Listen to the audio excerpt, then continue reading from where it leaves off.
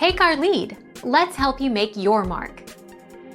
Our goal is your satisfaction. Let us show you the way. Actually, going from a 225/60ths R16 to a 215/60ths R16 is a change in both diameter and sidewall. The first number 225 is the stated width of the tire in mm. The second number 60 is the aspect ratio, which is the sidewall height expressed as a percentage of the width.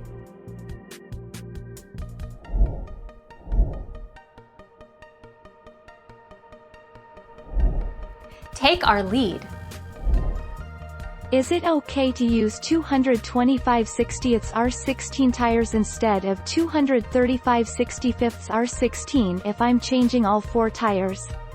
The 225/60ths R16 tires are a bit less tall and 10 mm less wide, but the same rim size as the tires you are taking off. They should fit just fine. They will perform differently than the tires you have on the car.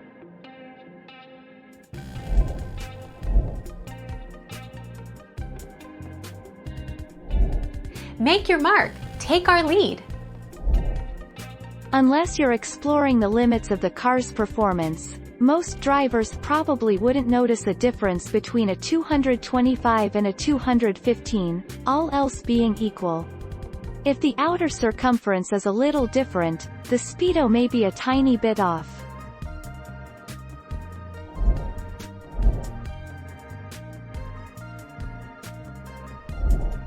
Take our lead. The 225/65ths R17 is one size larger and much taller and can carry more weight compared to the 215/55ths R17. The ride will be harsher as well as the aspect ratio is 2 sizes lower. The smaller tire will fit on the same rim.